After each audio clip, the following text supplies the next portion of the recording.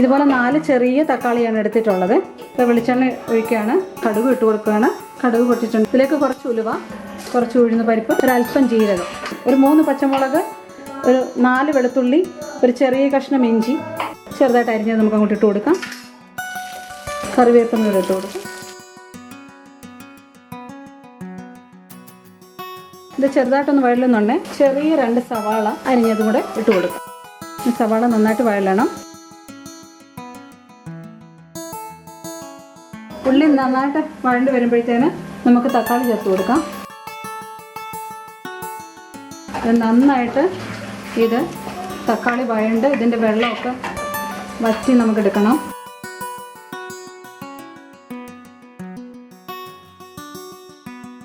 ഉപ്പിട്ടിട്ടുണ്ട്. ഉപ്പിട്ട് നന്നായിട്ട് വഴറ്റിയിട്ടുണ്ട്.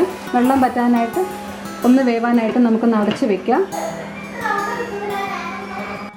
ഇത് ഒരു 2 മിനിറ്റ് അടച്ചു വെച്ചുള്ളൂ. നമുക്കൊന്ന് ഇളക്കി കൊടുക്കണം.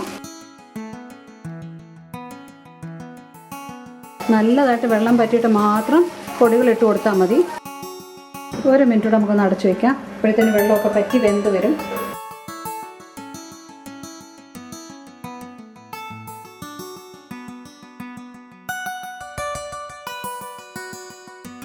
ഇതുപോലെ വെള്ളമൊക്കെ പറ്റി ഡ്രൈ ആയിരിക്കുന്ന സമയത്ത് നമുക്ക് പൊടികൾ ഇട്ട് കൊടുക്കണം. 1 ടീസ്പൂണ് മുളക് പൊടി, കുറച്ച് മഞ്ഞൾപ്പൊടി, 1 ടീസ്പൂണ് മല്ലിപ്പൊടി. നമുക്ക് നന്നായിട്ട് മൂത്ത് കിട്ടണം. നന്നായിട്ട് പൊടിയൊക്കെ മൂക്കണം. മൂത്തിട്ട് മാത്രം നമുക്ക് വെള്ളം ഒഴിക്കണം. പൊടി നന്നായിട്ട് മൂത്തിട്ടുണ്ട്. മൂത്തതിൻ്റെ ഒരു മണമൊക്കെ വരുന്നുണ്ട്. അപ്പം നമുക്ക് ഇനി വെള്ളം ഒഴിച്ചു കൊടുക്കണം. തിളപ്പിച്ച് ആ വെള്ളം ഒഴിക്കുന്നതാണ് നല്ലത്. അപ്പോൾ ഈ വെള്ളം കൂടെ ഒഴിച്ചിട്ട് ഉപ്പ് കുറവാണെങ്കിൽ ഉപ്പിട്ട് കൊടുക്കാം. ഇനി കുറച്ച് നേരം ഒന്ന് അടച്ച് വെക്കാം. നല്ലതായിട്ട് തിളച്ച് വരുന്നവരെ അടച്ച് ഒന്നുകൂടെ ഒന്ന് പറ്റിയിട്ട് നമുക്ക് ഓഫ് ചെയ്ത് വയ്ക്കാം. നമ്മുടെ കറി റെഡി ആയിട്ടുണ്ട്. നിങ്ങൾക്കിത് ഇഷ്ടപ്പെട്ടുവെങ്കിൽ തീർച്ചയായിട്ടും ലൈക്ക് ചെയ്യാൻ മറക്കരുത്. സബ്സ്ക്രൈബ് ചെയ്യുക.